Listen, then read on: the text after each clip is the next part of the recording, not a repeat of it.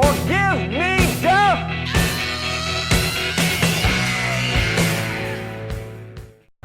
Hi ladies and gentlemen, today is May 20th, 2015, and this is just a short video as the others that I've been putting up lately, just to let you know that I am out and about. I wanted you to know I was on the Pete Santilli show today. The link is down below, and the primary subject is Jade Helm because I am very concerned about what this means in the overall picture. Whenever militaries do exercises, it's to show the enemy that, or the people they consider to be the enemy, that they are prepared. And number two, a drill covers for an actual kickoff of an operation. And all militaries in all countries around the world know this. And we as citizens should understand that there is a problem with a unconventional warfare psychological operation being conducted on American soil, especially at this expansive type of nature that this thing is. It says a lot, and I hope that looking at the big picture you understand that.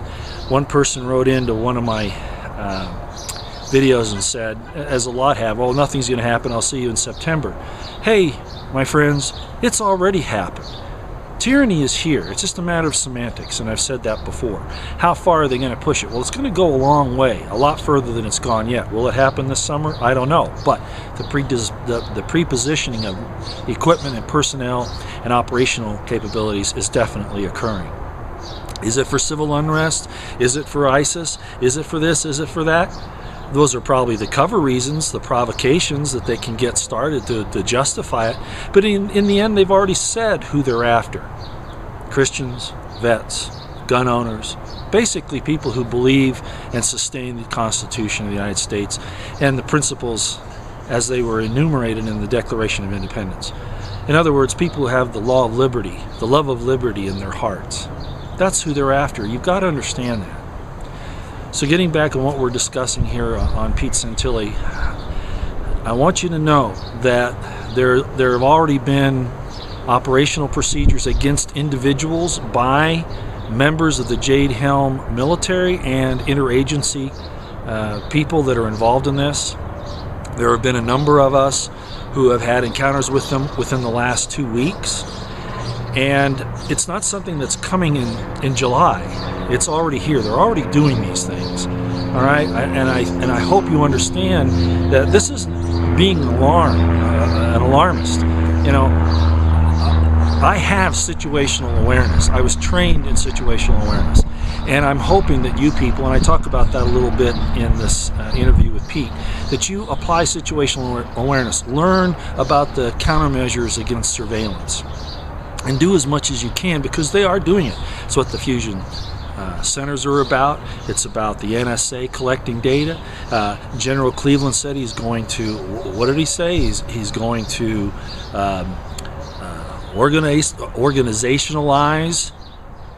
operationalize the homeland. That's it. They're talking about doing all of this, and they're not going after the ISIS camps. They're not. The borders are wide open. They're not going after the criminals. They've said who they believe are their enemy, and that's the people, as I've said just a few minutes ago, that believe in the Constitution and the principles of life, liberty, and the pursuit of happiness. Don't want to belabor that. Again, I want to say that there have been some indications, and not indications but actual proof, that the collection of data is now being checked by on-the-ground Recon teams. At the very least, that's what they're doing. They're basically looking at certain individuals at this point, and they're making sure that the data that they have on them matches their day-to-day habits, what they do. It's happening. It's happening right now. Does that mean they're going to grab them? It could just be an exercise on different people to see what happens. But remember, once you plan on something, once these people get it down to the brass tacks, they can make their move. And the NDAA taking people off the streets provisions may happen. It's unconstitutional, it's illegal, it's immoral, it's criminal, but our government is illegal, immoral, and criminal. All you gotta do is look at the news today and see how many things are going on. from Fast and Furious that's happened to the situation with the IRS, the situation with the NSA, wiretapping, their metadata collection, the situation with Benghazi. I mean, I can't even name it all in a short video. So again, they are out reconning, verifying their data that they've collected on everybody through these spying programs. They're exercising the fusion centers, not just on the exercise people that are in the exercise, but on actual targets. I know that for a fact. Okay, so just a warning to everybody: increase your situational awareness, understand about surveillance countermeasures, do as much as you can. And you guys and girls, again, I don't particularly like the girls in the military, and I always say that, but look, you've got to understand, you've got to apply the principles of the Constitution, even if your bosses will not, because we're going down.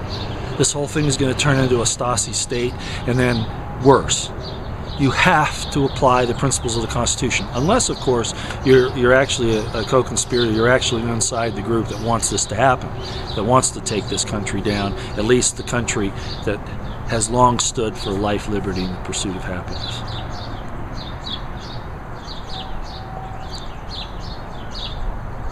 It's your moral responsibility.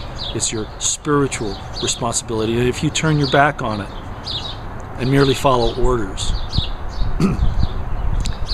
you will be judged by the great eternal. You will.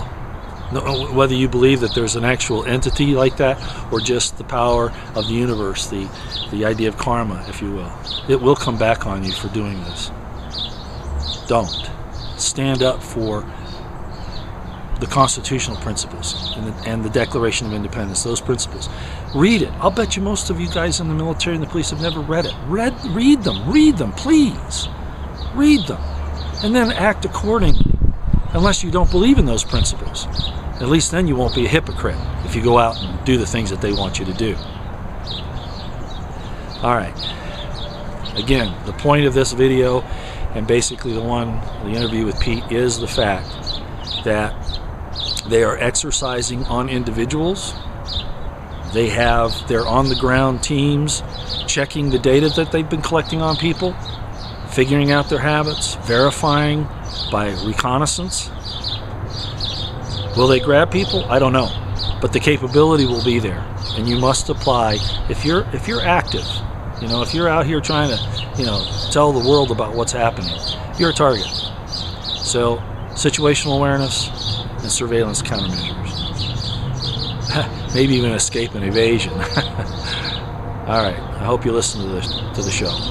Again, it's on the link below. Out here. Hey, ladies and gentlemen, we're going to segue.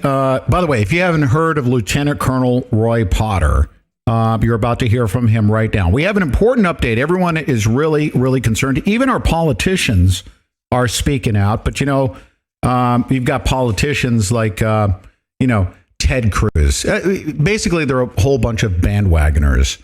I would say the only person right now politically that's weighing in on Jade Helm with any sincerity is Louis Gohmert. Louis Gohmert actually came out during the truckers' ride for the Constitution and spoke out when the government was being shut down and wanted to open up that Veterans Memorial.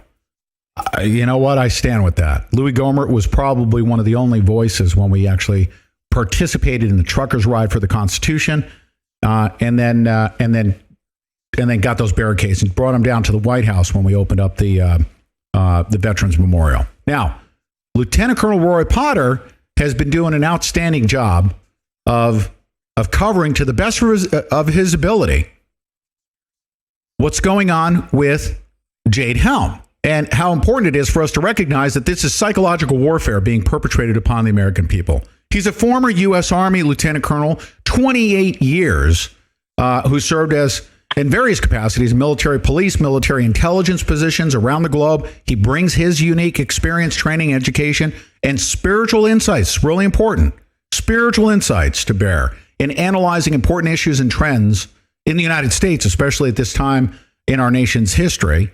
and he joins me right now. Lieutenant Colonel Potter, there's a lot of stuff, couple of things that we're going to cover today. Number one, we're getting disturbing, and we're going to call it intel reports, not just one, a couple of them, where we've got covert operatives right now that are dressing up as electric service workers out there. You've been on top of this, Lieutenant Colonel Potter. Welcome back. Let's have this discussion about what's going on with Jade Helm. Welcome back. Hey, thanks, Pete. I guess I can say thanks. I'm not sure that we should be thankful for it, but it's good that we can still talk about it, that they haven't shut us down completely. Yeah, I was saying that earlier, that what little bit of our First Amendment we have left allows us to speak the way we're going to speak and the way we have been speaking. I mean, it's the last bit of freedoms that we have. Let's speak out while we can, right? Because even that's going away. It's being suppressed, it's being throttled, and people like you are being intimidated, aren't they? So as not to speak out. Oh, absolutely. And I think that's one of the things we need to address. We can, because on my YouTube channel, I'm getting people. Same thing was happening with some other events that were going on like a year ago, where people say, "Well, nothing's going to happen. I'll see you in September. Nothing's going to happen. Everything will be the same."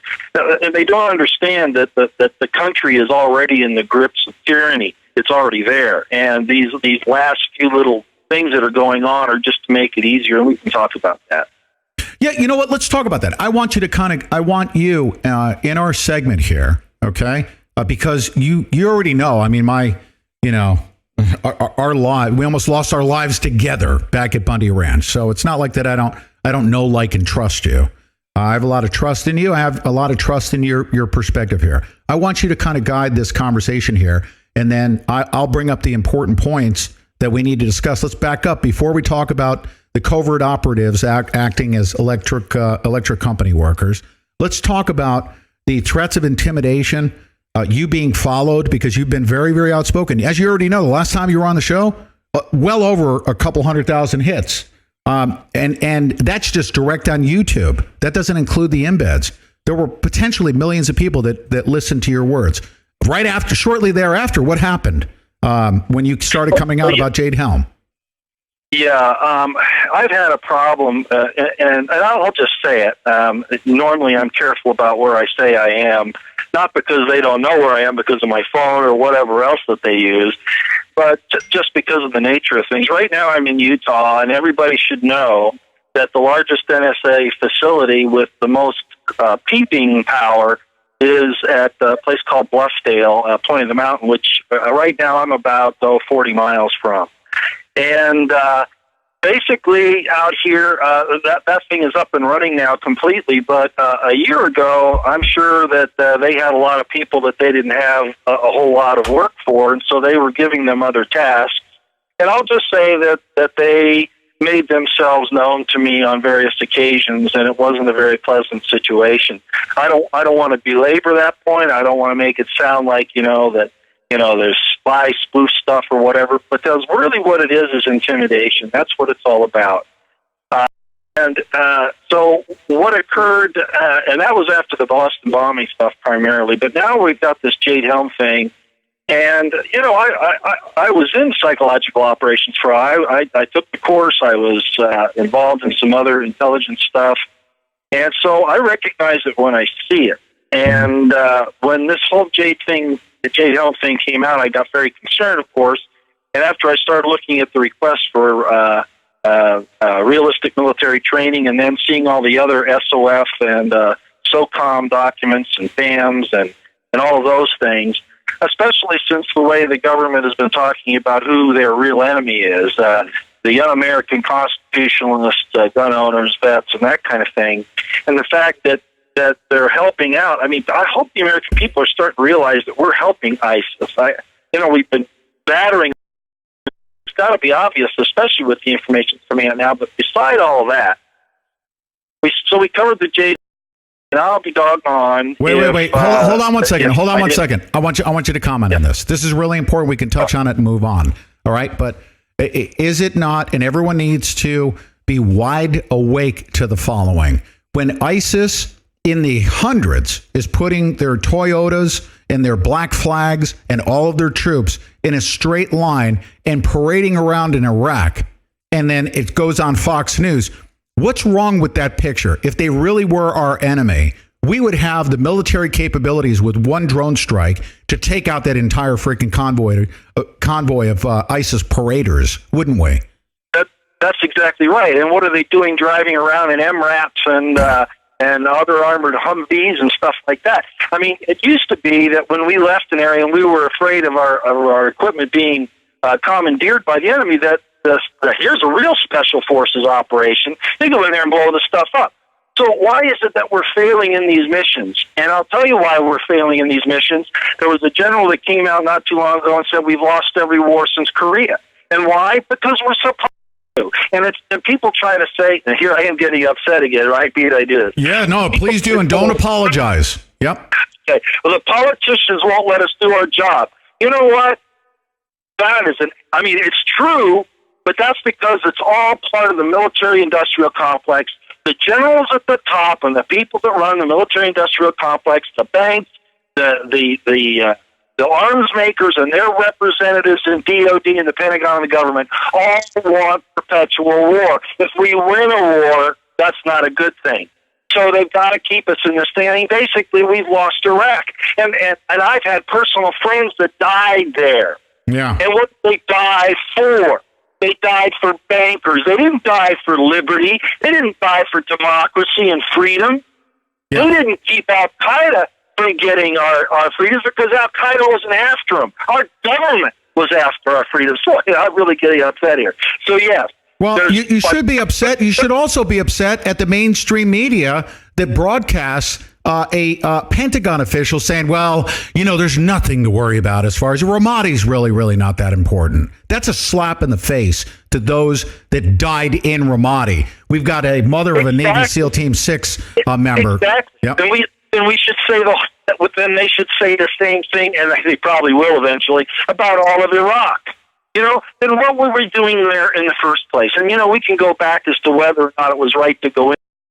And I want to speak exactly to them right now because I'm a vet, and anybody who's a vet is in danger. And if they haven't figured that out now, they need to. We're made to go and fight these wars for the bankers and for the military-industrial complex, not for the principles of the Constitution. And because of that, we are going to fail because Now, the bad thing is, and here we are back to Jade Helm again. I got to swing back around this so I don't forget. Pete, my age is starting to show up. No, that's okay. Go ahead. We have people in Special Operations Forces and in what they call in the Jade Helm documents the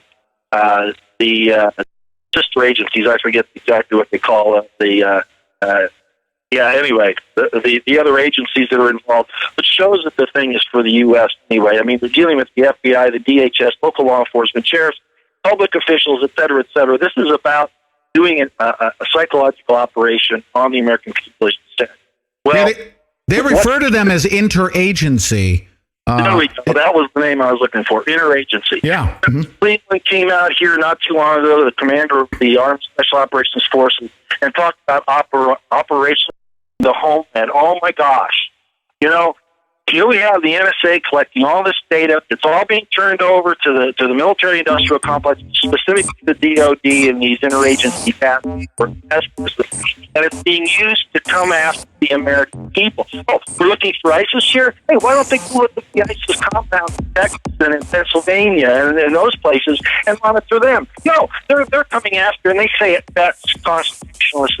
Yep, stay right there. Stay right there, Roy. I have to. Lieutenant Colonel Potter, I'm sorry. I called you Roy, but Lieutenant Colonel Potter is going to join me after this short 2-minute break. You guys don't go away. There's a lot to talk about. We're going to talk about, by the way, whenever you want to take it to that report that came out on DC Clothesline. I actually have that right in front of me as well, so I can read the excerpts that came off of that thing. There's not just one report. There's multiple reports of covert posing as electrical company workers in Texas. We have those reports coming out of Texas. We'll talk with Lieutenant Colonel Roy Potter right after this. Okay, we got lots of important news to cover. I'm going to, Lieutenant Colonel Roy Potter joins me for this entire hour. Hopefully, can you stay with me until the top of the hour? Because we have a lot to cover here. Okay, pick up where you left off. Okay, I'm going to calm down. I just want to speak. I said I was going to speak to the military, to the police, and anybody who knows anybody working in those fields. Okay. You are being used right now to support an anti-constitutional agenda, an anti-freedom agenda, in fact, an anti-life and mankind, human being agenda. And if you don't realize it, I suggest that if you've never done it, go read the Constitution. That's your number one, the Declaration of Independence. That's your number one assignment. You've got to do that. The second thing is this. For the vets and for everybody else out there, the activists like you, Pete, and I know I don't have to tell you this, but I want to make it so that everybody understands something. This thing that General Cleveland said about operationalizing the homeland is critical. Okay, they are consolidating all of their information, and now that they've got the information in a consolidated form, they are now going to verify it by on-the-ground recon. Mm-hmm. So you need to keep the situational awareness around you. You need to be constantly applying situational awareness because these people are out on the key people in this whole thing that we're talking about. People like me, people like you, people, like Michael Savage, whoever. Certainly Louis Gohmert. I mean, they have people now that are watching them. So keep your situational awareness, keep your eyes and ears open. Yeah, now I mentioned Louis Gohmert, by the way. I don't know if you heard me mention Louis Gohmert. I think he's probably one of the very few voices of reason and logic and truthfulness out there right now. And I hate to prop up any position right now. I don't trust any of them. But Louis Gohmert seems to be speaking some truth, though, isn't he? Yeah, I was totally surprised because I thought that all of our reps have basically been bought off by the military-industrial complex, the banks, the Rothschilds, et cetera, et cetera. Yeah. So he's really put himself out there. I believe he's sincere. From what I can tell, I believe he's sincere. Maybe he's one of the people that is finally seeing the danger in all this. It's not that they might go operational against the people at Jade Helm this summer. I don't know that. But there is a thing about military exercises, Pete, and you know this as well as I do. The nations conduct military exercises in foreign areas to tell those countries that, look, we're capable of responding, okay? We're showing off our muscle. And plus, they'll do military exercises prior to, in conjunction with an operational plan where they do plan on conducting actual war. Bingo. I was just going to ask you that. Right? Have wars always preceded an operational exercise? Well, if you mean... have wars been preceded by an operational exercise? Exactly. It's always the case. Now, so here we have this whole Jade Helm thing going on. I've been watching them pre-position equipment all over the country, okay? And you probably have... They're not going to do it right now. They're getting ready to. You see the media saying what they're saying. You see the military. Look, Lieutenant Colonel Astoria there in Texas along with Thomas Meade.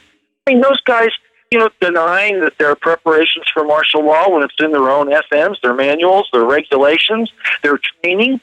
So, say, why would they deny that? Well, they're either denying it because they're incompetent and they don't know anything, or they're traitors, okay, and they're liars. Those are the only two possibilities. So, yes, I realize that order maintenance is important. We could have race wars, which, of course, I think are being promulgated and by the government, especially the Justice Department. Yeah. We can have a financial collapse. But this positioning of psychological warfare and interventional warfare operations is to grab people that have answers to the problems so that the powers that be can stay in power. That's what this is about. That's right. Now, wake up to this. The guys in the lower echelons probably are compartmentalized if they don't understand what's happening. I guarantee you that the majority of officers above the rank of major and the majority of NCOs over E7 have an inkling of what's going on if they are not actually care of the whole situation. Yes, sir. Now let's talk about the importance of counterintelligence, or we the people coming together to share as much information as possible, and that's happening. You shared with me a report. As a matter of fact, the way it came, I think it came to you verbally, and then you asked me to see if I could confirm the validity of the report, and I actually went to DC Clothesline. And on DC Clothesline, here is the. As a matter of fact, I'm gonna put it up on the screen here so that everybody on our YouTube will see this. Okay, here is the report from DC Clothesline. It actually details 2 emails that were sent to the writer of this article. And this segment was titled "The Following People Must Be Crazy According to Fox and Friends." Here's how it was titled. Take a look at the following 2 emails sent to me. These are typical of the endless stream of emails I'm receiving every day. On May 14th at approximately 6 p.m., my 4 dogs began barking in a loud and angry fashion. I stepped onto my front porch and saw 2 men about to enter my property through my yard gate. I ordered them to stop and asked who they were.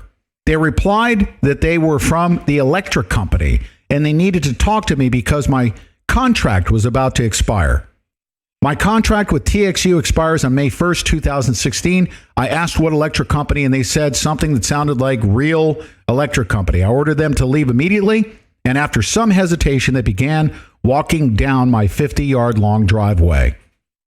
Here are the incident facts. 2 men in their mid to late 20s in excellent shape. They did not drive a vehicle down my driveway. They walked. They were wearing navy blue shorts, a white pullover shirt with blue stripes, and some sort of navy blue patch. It was at 6 p.m. One man was African American, the other was Mexican or Middle Eastern. They carried paperwork or a briefcase. They had nothing. Oh, they carried no paperwork or briefcase. They had nothing. I live near Big Springs, Texas, and know that the NSA is aware of my disgust with the president and government. My phone calls have been interrupted on several occasions by the NSA. After they started walking away, I went in and got my camera, and when gone. That was one report. Here's the next one. I need to convey this to everybody because the details of this thing can be shared with everyone. You need to keep your eyes out. Thanks for all that you do. I pray for the safety of you and your family. I am a widow, and on May 13th at 5 p.m., I caught 3 men snooping around my property. I live in Big Springs area, and these kinds of sightings are common. She was a 68-year-old woman who identified 2 men who she believed to be Jade Helmers because they were dressed in the same white T-shirt, the same blue shorts, except this 68-year-old woman met them with a shotgun, okay? All right, so 2 independent reports. Now, when we come back from this next break, Lieutenant Colonel Potter, give us some instructions, some guidance, give our listening audience guidance as to how we need to observe and report and share this information so that we can counter these covert operatives that are not going to be coming to us in military uniform. They're going to be coming to us dressed in electrical uniforms. Okay, so there's a lot of discussions out there, and a lot of people saying, oh my God, it's just fear porn, and they're calling Alex Jones a fear porn monger. And Alex Jones, through the work of Staff Sergeant Joe Biggs, I think they've done a pretty good job of bringing Jade Helm into the mainstream consciousness. Okay, so we're not going to take that away from them. But we do need to emphasize, above and beyond what Alex Jones has been talking about, really overemphasize the significance of this not just being a military operation. This is a PSYOP, a psychological warfare tactic that's being employed upon the American people for stuff that is going to take place here in the United States of America. No doubt about it. Now, how do we counter this stuff? We have to share information because, Lieutenant Colonel Potter, tell me if you agree with me. If they were to put troops in every single city and spread them out through all these states that Jade Helm is taking place, they would stand out like a sore thumb. They wouldn't look like the civilian population. They have no choice right now to perform a military psychological operations exercise covertly and have them try to blend in with our population, don't they? They can't do it within uniform, can they? Lieutenant primarily used for the transportation after, that they perform the operation. I'll just put it that way. I think what I would say about it is this. I wouldn't have tunnel vision. Don't be myopic. Electrical uniforms, that's just one method. They might just be in regular civilian clothes, and they may not even be military. Don't forget, this is a huge operation involving DHS, FBI, probably the DEA, and certainly the NSA and the CIA. All the stops against using these techniques against Americans are gone now. The Americans have no protection against this. I mean, the Constitution is their protection, but it's being overridden. So what I'm saying is, and it really can't be. And if we stood our ground, we could manage this. But I'm afraid the American people, by and large, are just too dumbed down. So it comes down to individual situational awareness, as I mentioned a few minutes ago. Mm-hmm. Don't be myopic. Anything that seems out of place, anybody you see more than once, and they have situations where they can follow you using, of course, several operatives, and you never see the same person twice. And I don't want to sound like this is going on all the time, but some of the top people that they consider to be problems in this arena, in other words, people again like you, Pete, they are looking at. They're not just looking at your digital data. They're not just looking at your the stuff that you do online or whatever. Mm-hmm. They're actually on the ground now. And my experience here last week, I think you know what I'm talking about, proves it. Mm-hmm. They are out there and they are checking their information.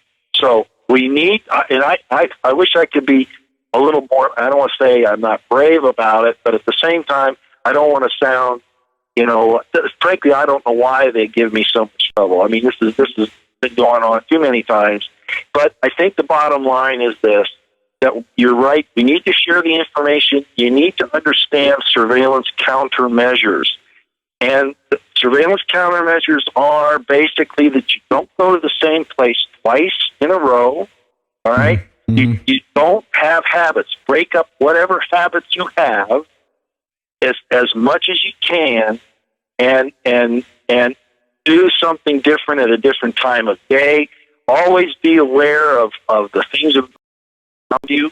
I'm not saying they're going to grab you, but it's important to understand that these exercises and deployments on American soil are no different in purpose than military exercises overseas to show muscle, use intimidation, and most importantly, to be forward deployed prior to hostilities. Mm-hmm. Whoever they think the enemy is, and we already know they've said that's constitutionalist, Christians, et cetera, et cetera. The U.S. government knows that people are fed up and waking up to its travesties, its lies, its usurpation and abuse of power. Bundy Ranch was an example of that. Mm-hmm. Texas tried to do it with the TSA groping here a few years ago, and of course that got blown over. Utah's done it by saying that they want to have their land back, or that they're taking the land back that the feds have tried to usurp. I still don't see any muscle in Utah trying to force that, but the point is that the legislature did declare it, and that's interesting that Utah was considered a hostile territory as a result, not to mention other things. So what do we do? Yes, we should share information. Again, I'm sorry I didn't do that to the point that I may should have done it, because, again, I don't want to make it sound like, I even hate to say it this way, like I've got some special problem with them. No, you know what? Let me mention something. Let me ask you this, okay? Because we know, you and I know, that obviously they need to practice in using the technology, using the various means of technology that we use to communicate. I'm going to use this example. Tell me if this is a possibility. Let's say, for instance, even for the purposes of practicing, that they said, you know what, today, here's the training exercise. We're going to mess with Lieutenant Colonel Roy Potter. We're going to call him for the purposes. For the purposes of this exercise, what we're going to do is we're going to do an interagency. We're going to make sure everyone's on the same page, the same time, and almost real time for this exercise. We're going to use Lieutenant Colonel Roy Potter, and we're going to analyze his Facebook activity, his YouTube activity. We're going to analyze his text messaging, his cell phone. We're going to use everything. And what we're going to do is we're going to be able to instantaneously broadcast to all of these agencies what his whereabouts are. We're going to tell the special forces operatives to get in there and dress up like electrical service workers.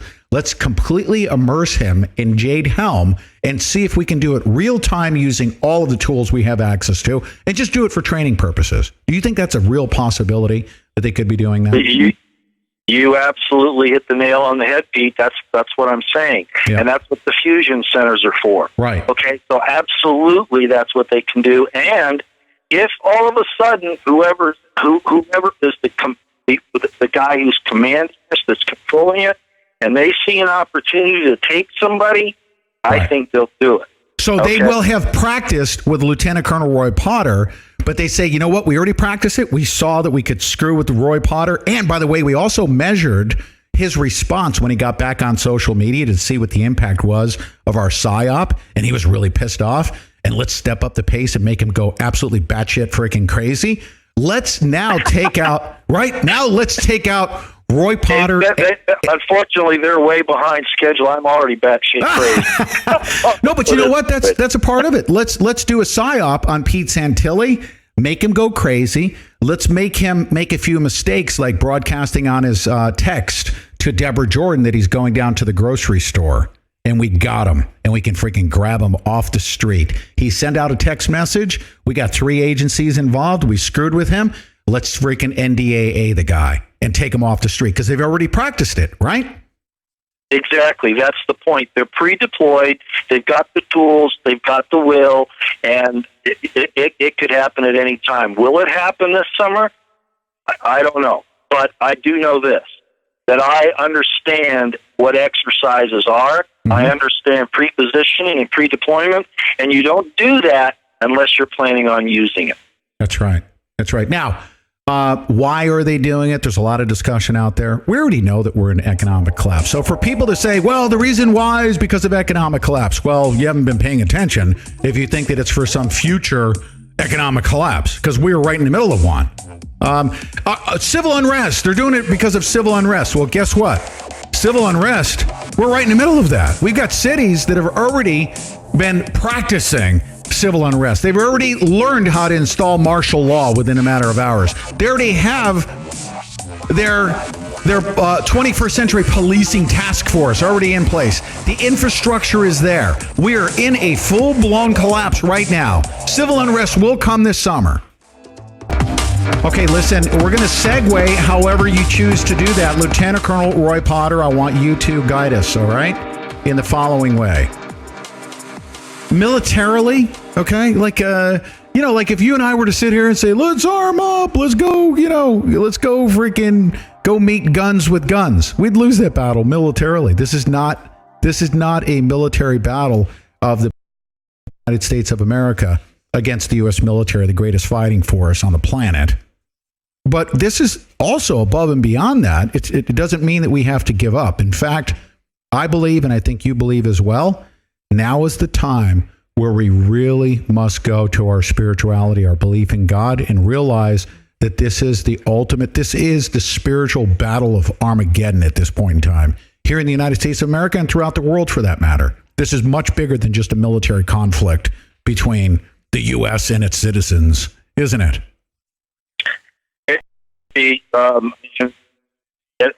I feel the same way you do, that that this is a spiritual war that's now, it's always been global, but now they are really tightening down the screws, and it's a war against life itself.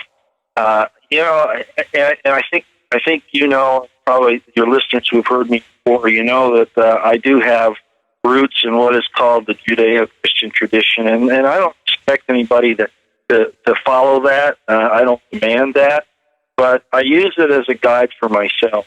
And there are so many, especially in the prophecies of Isaiah and Jeremiah and Malachi, that are so important. Not to mention, the New Testament book of Revelations and all that. It says right there that the powers that be will come after the true believers, and I don't think you need to even call yourself a Christian. If you believe in what James calls the perfect law of liberty, if you believe in the liberty of the individual soul, if you believe in life, liberty, and the in the pursuit of happiness, which is really just another way of saying what Jesus is quoted as saying in the New Testament, that I would that you would have life and that more abundantly. The truth shall make you free. Those are all the same words. Mm-hmm. And there's a war against that today. Despite that, people look, did we go and free from tyranny and despotism? No, we made it worse. And I'm talking about NATO, I'm talking about the coalition. Of course, I'm talking about the United States government. We're not out there giving freedom and democracy to anybody. We're helping to take it away on a national level. And the scriptures, at least the Judeo-Christian scriptures, if you apply them that way, say that they are going to do that, to the point that they will assent to the beheadings of Christians. And we've seen that already. It's real interesting that Obama never says anything about that, but he doesn't want to criticize. And I'm not against Islam if somebody wants to believe in that. But anybody who takes their religion and says, you have to obey my religion or I'm going to kill you, that's wrong. And he's not saying anything about those people, and neither did Eric Holder. As a matter of fact, he said he didn't want to criticize any religion. Well, I'm sorry, then why is he putting out stuff that says that Christians are potential domestic terrorists? This doublespeak is we've got to be aware of this, that it's going on, and it is a spiritual battle, and it's going to get worse. And making it worse in Iraq, for instance, the destabilization of the entire Middle East is not a strategic mistake. It's probably part of the strategic plan to make things worse in order to bring perpetual war. This is all by design. Iraq is worse because it was designed that way, wasn't it? Absolutely. There can't be any other explanation. And anybody who studied it to any degree, as you have, Pete, knows that that's been the game plan. They said so. Brzezinski said it. Kissinger has said it. I mean, all you got to do is look up their own words, and you can see that that's the whole idea. Petraeus spoke of it when he was a military commander. He said, first we're going to go to, Iraq, Afghanistan, Egypt, Libya, blamity, blamity, blam. They spoke out in the open years ago about their desire to destabilize the Middle East, correct? Well, I didn't know that Petraeus did. I know that Wesley Clark did. Oh, Wesley Clark. I'm sorry, not Petraeus. Wesley Clark. You're right. Okay, yeah. Mm-hmm. Yeah, Wesley Clark. Before, yeah. I mean, that was televised, I think, if I remember right. Yes. And so all of this is laid out, and that goes along with the other principle that they do. They're going to tell you what they're going to do before they do it. It's a spiritual law that these demons, I'm going to call them that these demons have to do. But they may do it subtly. It may not be in clear black and white where you can understand it from front to finish, but they're going to tell you some way in the mainstream media. They're going to tell you in the movies. They're going to tell you in news. Any area that they can. They may just print it in white papers, whatever. But the point is, you have to be aware of it. You have to understand that they're totally capable of doing all of these horrible, horrible things. As a matter of fact, in Isaiah 59, if you don't mind me quoting it, this is really important to understand, because these are not the type of people that are your next door neighbor that you love. This is what it says. I'm not going to read the whole thing, but it's in verse 7 of Isaiah 59. This is what it says. Their feet run to evil, and they make haste to shed innocent blood. Their thoughts are thoughts of iniquity, wasting and despair. Do you understand? These people run to evil. They want it. They relish it. They feed off of it. That's who we're fighting against. Wow. And I'm also likening their military strategy to what they're attempting to do with the breakdown through civil unrest here in the United States of America. Are they, in fact, and we're discovering that the likes of George Soros, for instance, injecting millions of dollars into Ferguson, into Baltimore, they want to make our problems that are inherent in the inner cities especially worse, don't they? They're going to exploit that, aren't they? Well, they are, and I think that goes right to what Isaiah said, domestic front. Let's show what they did on the Russian front, on the Ukraine. ever since the wall went down in Berlin, the relationship between Russia and the United States has been improving. I mean, we've had, trade, we've got businesses and all that. But as soon as the Western powers got a foothold there, they started to undermine Russia. Why didn't we continue to cultivate the good parts of those relationships instead of trying to start attacking Russia through these proxy wars, Ukraine, and all of these things?